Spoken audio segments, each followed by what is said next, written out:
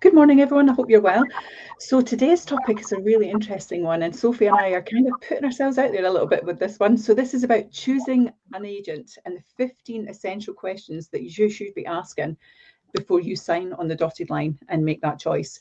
So when you're selling your house, the most critical thing that you've got to do really is pick your agent, isn't it? And it's more than just about finding someone who can list your property. It's about finding a capable confidant, someone that is going to understand your goals, what you're looking to achieve, what the market is looking like, and how they're going to create that success story for you so that you can then move on to what's really making you move. Because everyone moves for a reason, don't they? So you're moving because circumstances have changed. And so you want someone to really understand that journey and be on it with you. And that's a real key thing. So before you put your house in the market, asking the right questions to understand who that agent is and individually what that person is like, and how they are going to work with you, and they're not going to waste your time. They're going to be paying attention to what you need, and avoiding months of stress and strain for you because you'll have made the right choice and they are the right people and they've got your house sold for you, and that's what you're trying to achieve. So with that in mind, there's some categories really that we want to look at today particularly.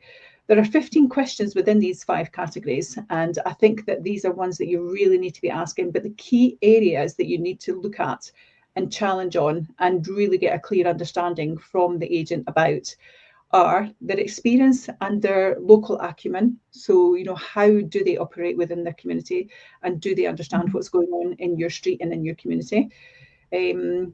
The valuation, of course, is critical. We talk about the pricing constantly and how much that's really important to you.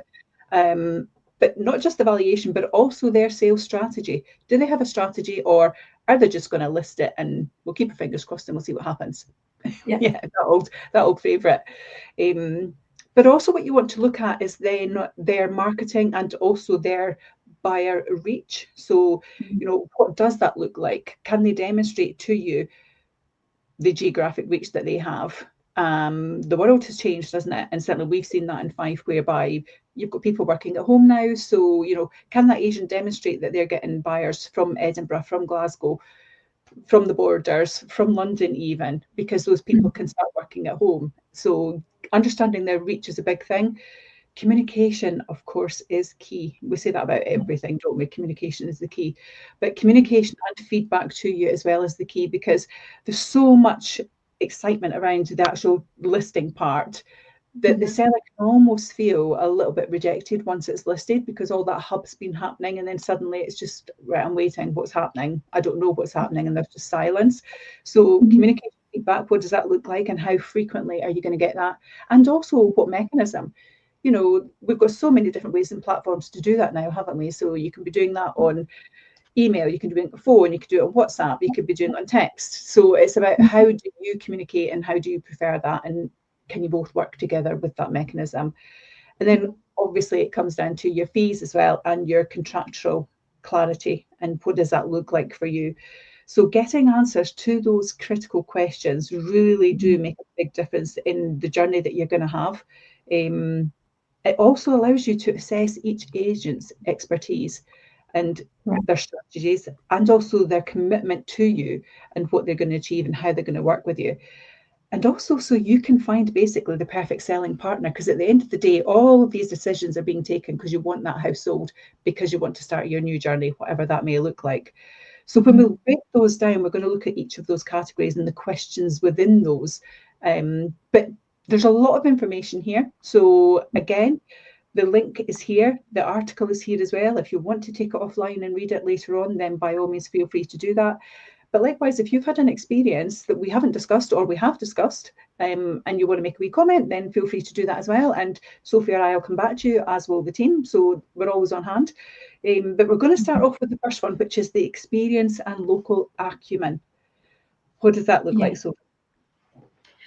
Experience and knowledge of the area it's crucial. It's what really matters. When your agent's sitting in front of you, are you telling them the things that are close by? Are you spelling it out to them, or do they already know that? Because as well, think that agent is going to be doing the viewings with your potential buyer. So if that buyer is from without the area and doesn't know schooling, commuting, leisure facilities, what all that looks like. Mhm. Because ultimately we need to make it as easy as possible for the buyer. And obviously their simple decision is, do I get a feel for this property and what is my offer? So Yeah. really, does your agent have that almost invaluable market insights around your local area? The buyer demographics as well, because certain areas, obviously it's more prominent for perhaps landlords or investors or Airbnbs, or is it more a family home kind of area? Is it more a first time buyer kind of location? So do they understand the buyer demographics and who your property is going to appeal to? The property values as well, because areas have ceiling prices. Does your agent understand the ceiling prices? Because we say pricing is crucial because of the property values. And also, how long does it take to actually sell the property from it going live to accepting an offer? What does that look like as well? So, first question, how long have you been selling in the area and why do people buy here today?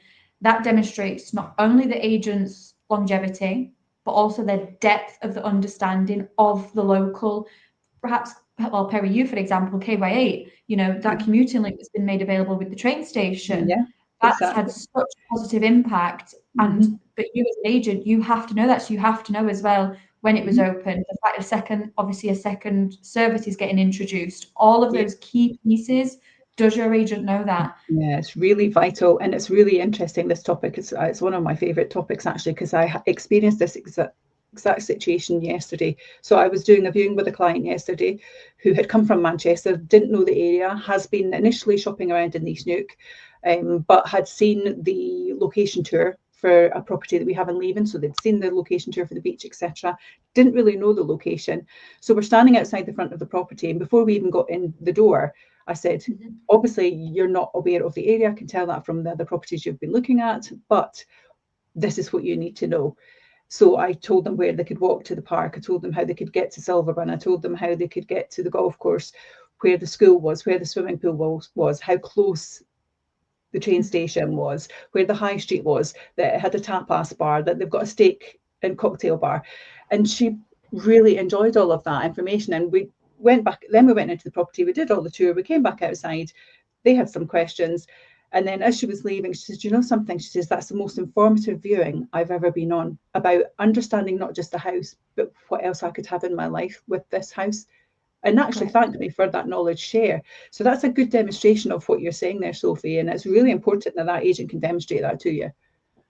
Absolutely. It is. It's the lifestyle piece as well. And it stops your buyer then having to go and find out all of that. You've done it all for them. It's like a one-stop shop.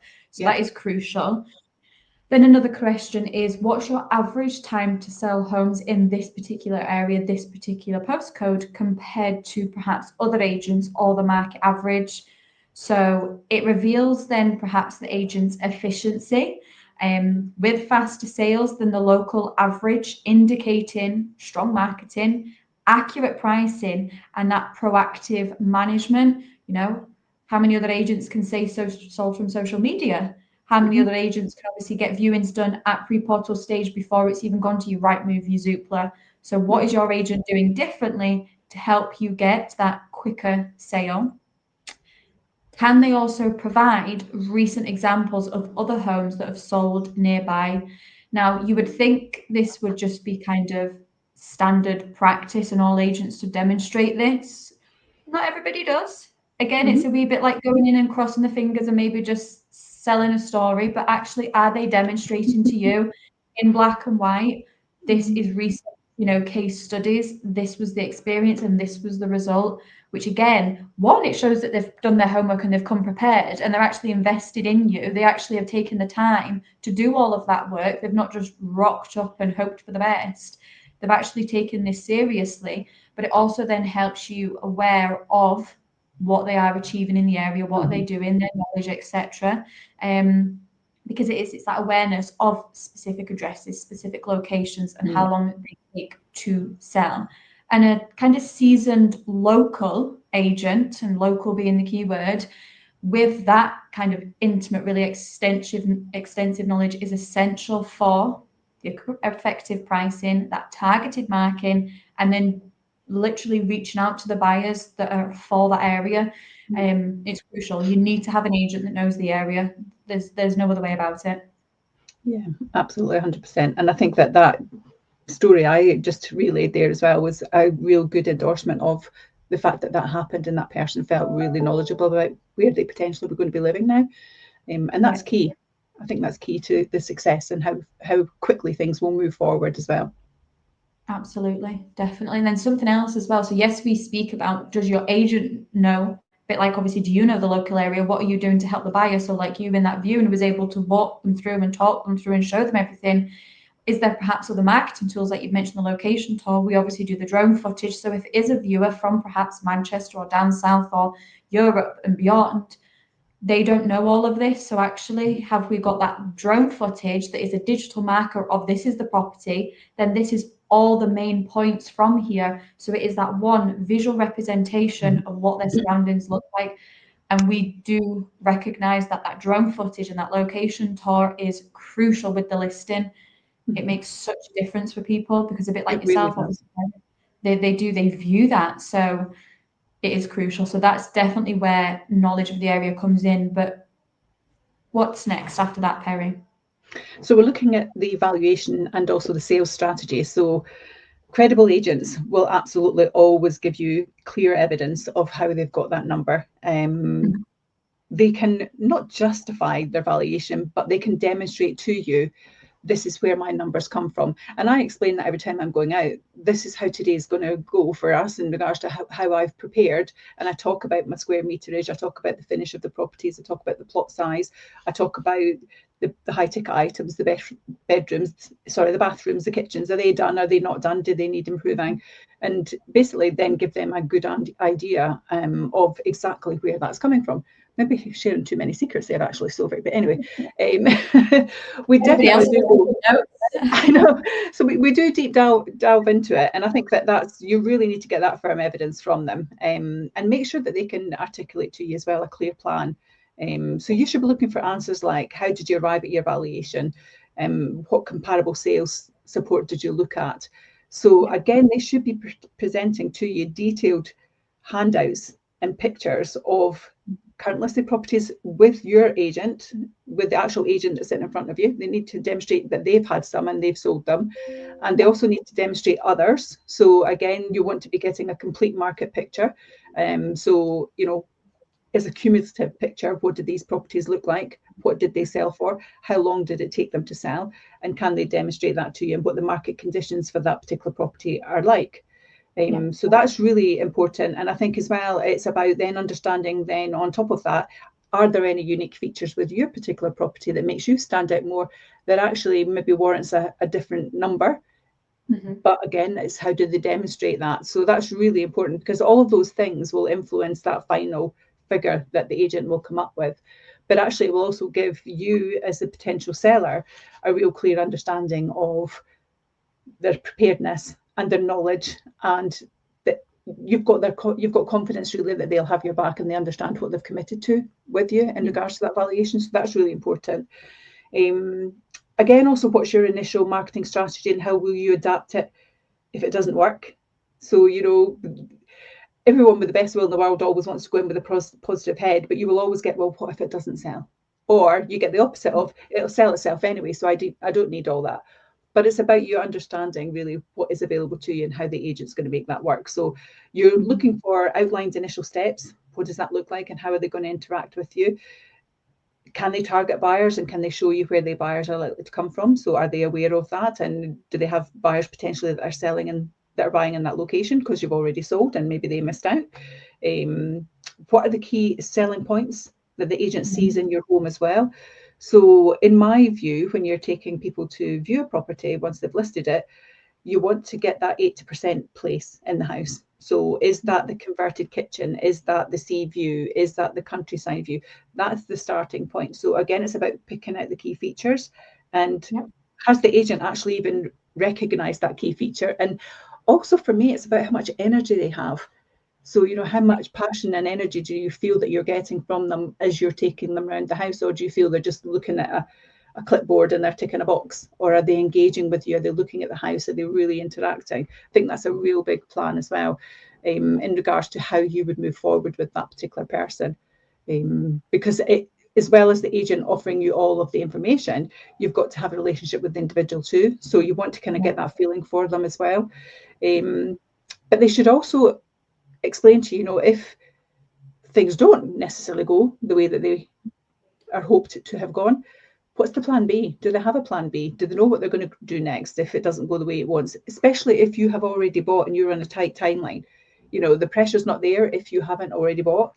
And we always advise get yourself ready before you buy, because you're putting yourself under so much pressure otherwise.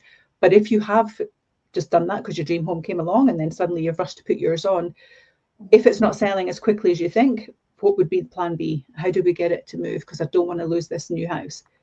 So again, it's about understanding that as well, and how are they going to create that interest and efficiencies and get people through your door that are serious buyers. That's a real big plus.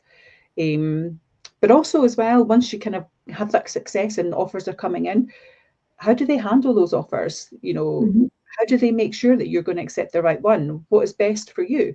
So a good agent will explain their negotiation tactics with you. They'll talk about how they'll present their offers to you. They'll talk about how they've verified the chain. So if there's more than one property involved, that can be spoken of.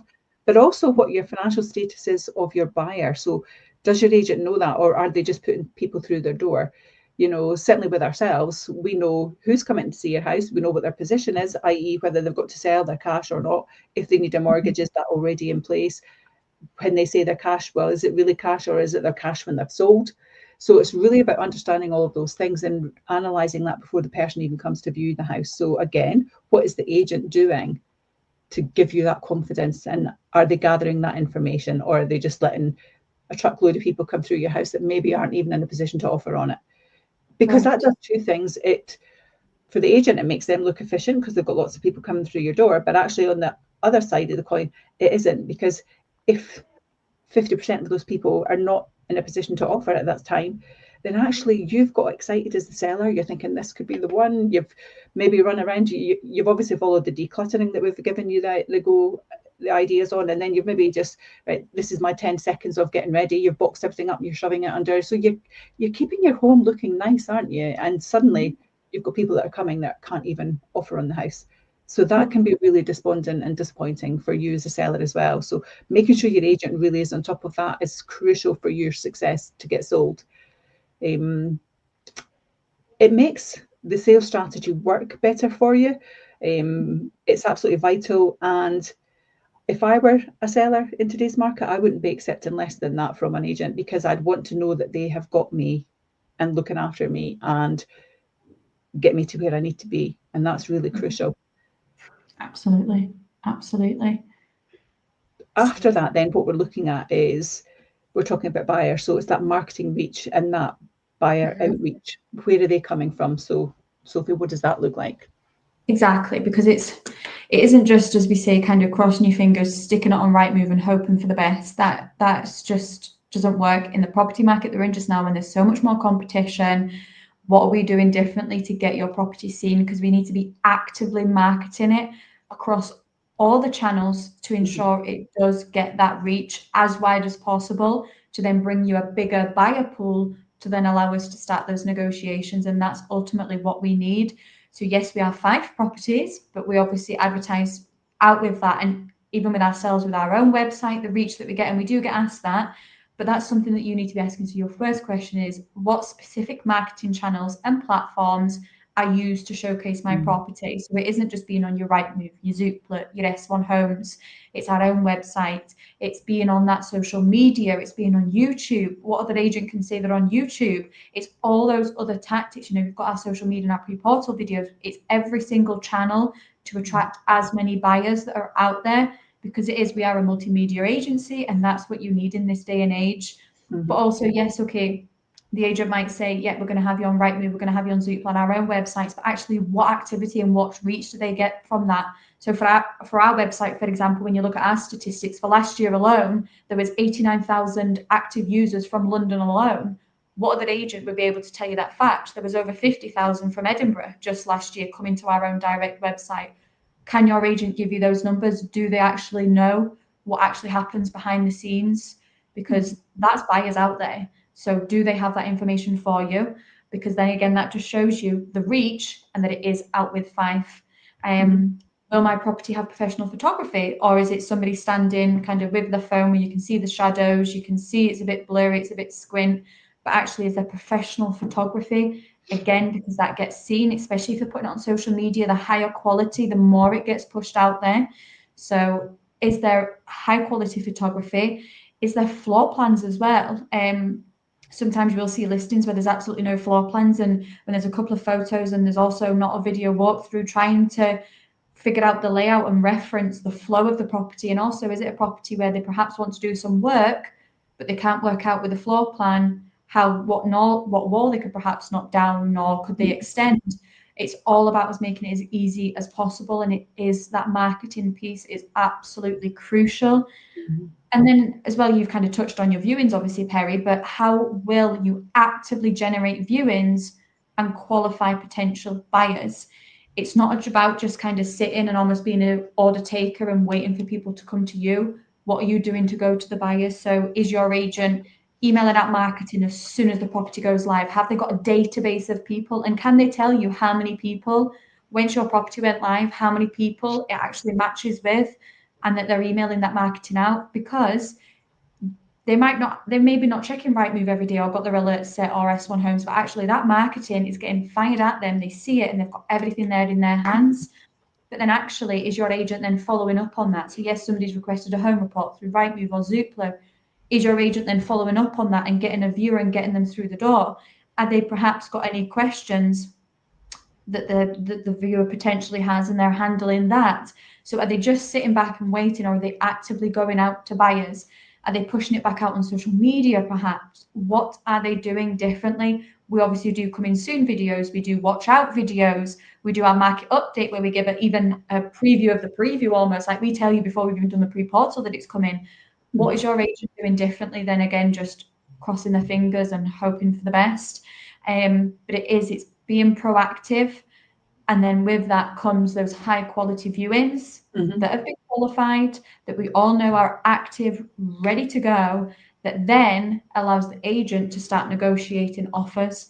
And then that is a crucial thing, because obviously, as Perrie said, you are selling for a reason. So that is what we want, the offers, but you're only going to get offers if your reach is out there and the marketing is truly showcasing the property to its highest potential.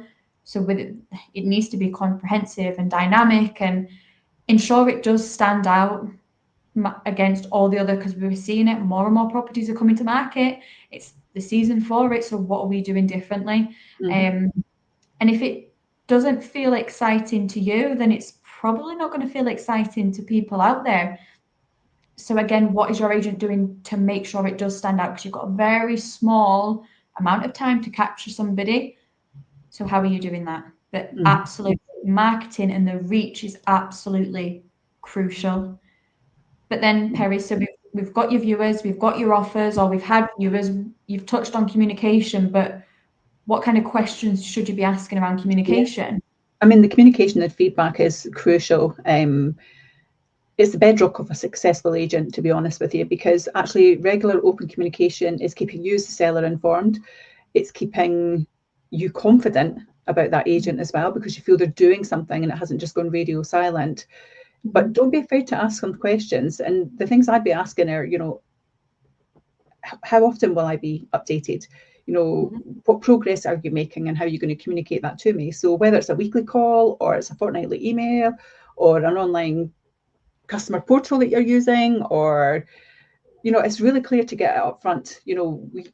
All the mediums that you can use now as well. You've got WhatsApp as well as a really great tool. You can create groups with your sellers. So it's about how are you communicating and how frequently you're sharing that information. And that's important for you as a seller to understand. Because actually what will happen then is a proactive agent knows that they're going to be speaking to you once a week. So they want to come and tell you something positive. So they're going to be working hard all that week to come and give you a positive story at that catch-up point. So that's really crucial. But also, what is the process and how are they going to provide that feedback? So not just how frequently they're going to do it, but how are they going to do it? So simply hearing for somebody, well, I think they liked it, or yeah, it was a positive viewing, or they're going to think about it. That's not really telling me anything if I'm the seller. So, you know, what does it look like? What is the true feedback? And actually, don't always sugarcoat it either, because it's good to be honest. So again, if it hasn't gone well, or you're getting a pattern of feedback, so there might be one particular area of a property that's constantly being said, actually, this doesn't work for me. And if it's the same thing, it doesn't work. So how do we work together? How do we change that? How do we mix that up a little bit to make it work for the next person that comes through the house? So it's really important to give constructive, but it's also important to give it as positive as you can be. I don't like to use the word negative, but you know, if there is a not so positive aspect, that needs to be talked about as well, because actually we're just going to repeat the issue with the next viewer if we see a pattern build. So it's about how do we eliminate that? And I guess that's where your plan B comes into play, isn't it, that we spoke about earlier on. So what do we change?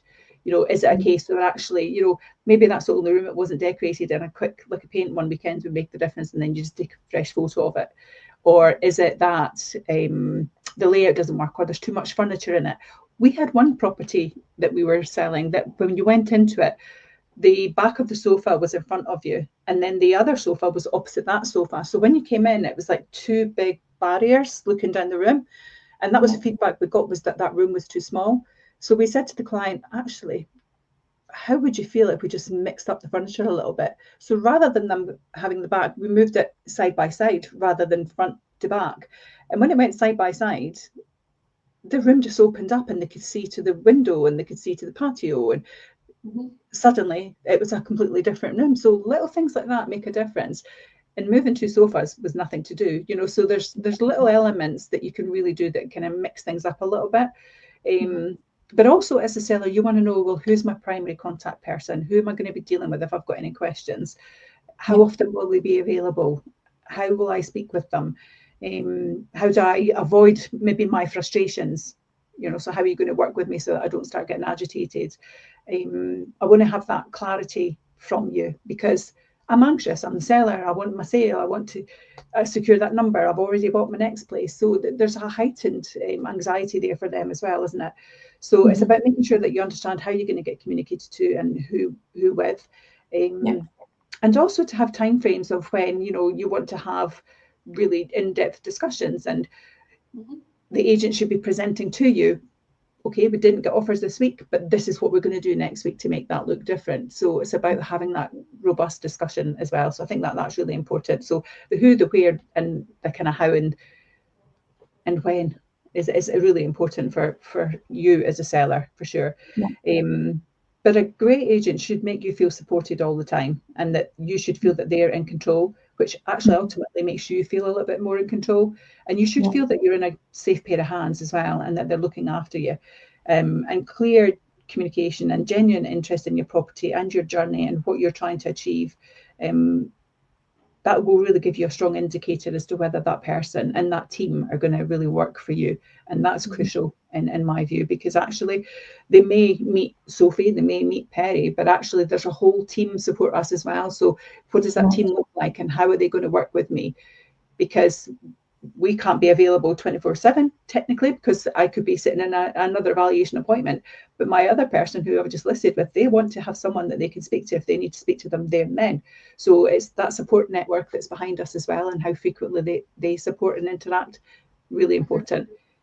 Absolutely, definitely. And then it all comes down to the big key thing, your contract and what's it going to cost. So Sophie, what does that look like? $1 billion question. Yes. And it's so all of that then ties into understanding the financial and contractual aspects of the agreement. This is your biggest asset in life. So yes, you want to pick the best agent, absolutely. What does that investment look like? What can I expect my costs to be? And also, can your agent tell you that, or is it a bit of a grey area and it's a bit kind of wishy-washy, which then again doesn't give you that confidence? You know, is it perhaps an agent that, yeah, this is the fee, but actually if you want that, it's an extra 150, or you want that, it's an extra 200, or it's an extra £25 per viewing. Well, I don't know how many viewings you're going to do, so how do I know what my bill's going to be at the end if they're just going to keep getting added on? Where does it end? So actually you need to understand the full fee structure and what actually is included with that, and get it in black and white as well. and you should be signing an agreement. I had this quite recently where a client has actually moved over to ourselves. For whatever reason, the service wasn't great. They hadn't had the results they were looking for, so they moved over to ourselves. No agreement was signed with the other agent. They had no agreement. They didn't know what withdrawal costs. They didn't know fees. And the agent, granted, obviously, because they realised they hadn't done that contractual part, let them just walk away with no withdrawal fees, no notice period. So then when I came and said, okay, this is my fees, this is the agreement, this is how I'm going to get your property sold, it was a bit like, oh, I never had to do this with the last agent. And I'm like, well, that's not a great starting point before we've even started, that you didn't even sign anything. This is your biggest asset. So you need to have all that in black and white. And as well, I always like to do with my clients is let them read over it without that kind of pressure, so they can read the small print and read the terms and conditions, and they can ask me questions. But what actually is included in the fee, and is there any additional charges? Is it perhaps a percentage? Is it perhaps a fixed fee? Is there extra costs, for example? And how long is the contract? I get asked that as well. Or, is there extra fees if it's not sold within the first 3 months? Or, is there a contract term or anything like that? Again, that should be in the agreement, but also your agent should be able to answer that face to face or over the phone. They should be able to give you all that information, so that you can understand notice periods, withdrawal fees as well. Is there any? What does that look like? When are they expected to be paid? Some agency agreements tie you in for 6 months perhaps, but whatever the length of time is, ask what that process looks like. You've touched on, obviously, do they have a plan B? But also you need to have the full picture of, if for whatever reason it doesn't go successful, or even perhaps as well, it doesn't mean to say you're withdrawing because it's not been a positive experience. You could be withdrawing because circumstances have changed. Perhaps the property you were going for, you're not interested in it anymore, and actually you've decided, all these people coming in giving me such positive feedback about my property. I love it. I don't want to move. But actually, what work has been done? So actually now I need to actually withdraw. So it doesn't mean you're withdrawing for perhaps a negative. It could be a positive as well. There's all different circumstances. But ultimately, what does that process look like? You need to have it in black and white and understand it. And how do you know, as a seller or a potential seller, that that agent is acting in your best interest right from the minute that you sign on that dotted line until the minute that keys are handed over and everything is exchanged? So ask all of these questions, get the response, look for answers that highlight a kind of obvious commitment to providing advice that prioritizes your move over their perhaps commission or the board just up on the street if they want to look good. And that is something that we do. And you've touched on like property journey, but when we go into an appointment, we love to understand, why are we here? What do we need to help with? What is happening in life that we need to help with? And that is ultimately, that helps, that motivates us. That's what keeps us going, to understand what we're doing to help. Or are they literally just through the door? Yeah, yeah, that's your value, sign, right, crack on. Like, that's not, it's how are you making it personable and connecting and building that trusting relationship? Yeah. And it's being completely clear on every little detail. And you might think these kind of questions, some people aren't quite comfortable asking questions around fees and, finances. If you perhaps don't want to ask at the appointment and face-to-face isn't your preferred with kind of questions like this, put them in an email or put them in a message or do something, but please make sure you do ask if that is something that is, important to you. And your agent should be able to answer you, and then discuss, a mutually beneficial agreement. But you want to feel like your estate agent is being transparent with you. Absolutely. And I think if you feel that it's all very vague and you're still not very clear about it, 2 things you can do here. You dig deeper till you are clear, or you maybe you look elsewhere, really, because actually it's not working. Correct. What is it they say? If you feel any red flags, if there's any red flags waving, then maybe it's time to back out of that scenario. Absolutely. And it's having the confidence to do that. And that's where you should be building that rapport with that agent the minute that you meet them. And that rapport gets built because you start to gain confidence in them, because they're displaying themselves properly and they're sharing that knowledge and understanding with you, which gives you confidence in them, doesn't it? Yep, absolutely. Yes. So lots of big questions in there to be covering. I think it's really important for a seller to think of those things. And actually, you're maybe sitting at the moment thinking you're going to sell and you hadn't contemplated some of those.